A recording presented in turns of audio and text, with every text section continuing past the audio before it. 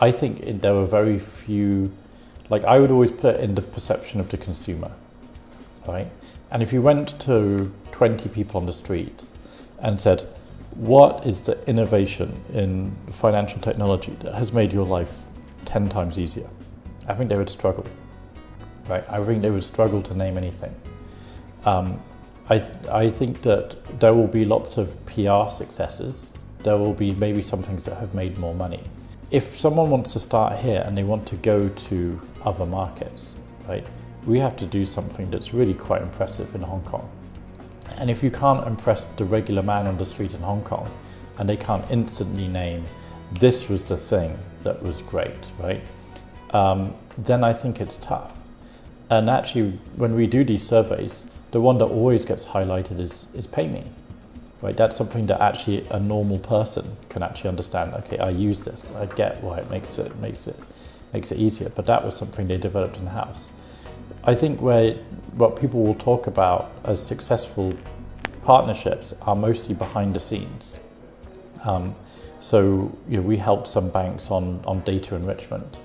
So these are things which basically help them to understand their own data better. But obviously what we really want, and what I think a lot of the fintechs dream of, is actually not to just work behind the scenes, right? Is actually not to say, okay, we're going to help a bank understand their consumers better, but actually help their consumers understand their finances better as well. And I think that's the bit that's been missing in Hong Kong. I think there's not enough that a consumer can see and feel. And I think that's why when you look at fintech investment and you look at the companies here, I think there's a perception that we're lagging behind now. And that's the thing that I think the virtual banks will bring, is that they'll bring these new ideas, and the partnerships for traditional banks will become hopefully more and more relevant, because there'll be many new technologies being introduced that are like front and center of the consumer experience. It's interesting because it's hard to take the technology and then to try to find the problem that it solves, right? And this is the problem with blockchain, is that they're like, we want to do something with blockchain, but we don't know what it is, but it has to be on blockchain. And that's why the POC limbo happens. I think that for me, when we started this company, it was because managing your finances is just a nightmare. I mean, what other thing in your life do you have so much frustration with that you don't even know how much money you spent, which is madness, right? So I look at this as like 2020 to like 2030, right? I think it is inconceivable to me that we will still have 12 banking apps on our phone and they will not communicate with each other. That is just impossible, right?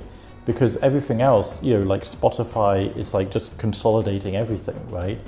Like you look at every other market, it's becoming so easy, right? It cannot be financed as just the one holdout, right?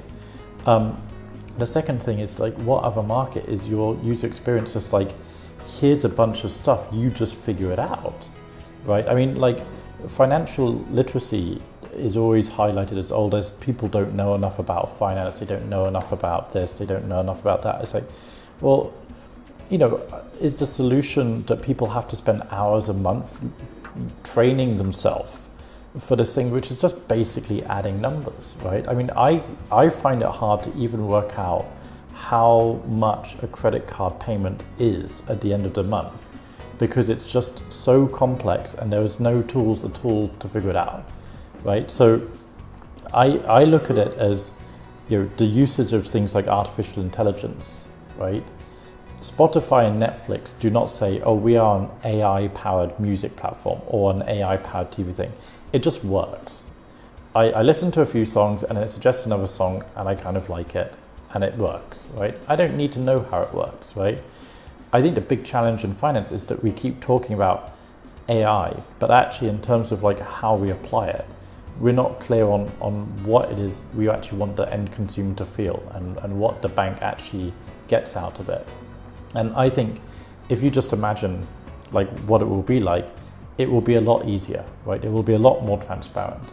And it will be this idea that oh, you have to stick with a bank because they just make it so hard to leave. That's going, right? That friction is going. So anyone who has that business model will probably die, right? And then the question is, how do you use technology like AI to make sure that in an environment where a customer can easily leave, right, where they want life to be simple, right, and they don't want to have to go to their bank branch every day, right? How do you use technology to make sure that you win in that environment? And I think you already see that in America. Like, of all of the fintech apps that have launched with billions of dollars, the number one rated personal finance app is the Chase app, right? Because they put the money in, they decided this is the way that things are moving, and we want to be the winner in this, and they are, right? Goldman Sachs have bought out Marcus, which is a digital bank. They bought a fintech company, same idea, right?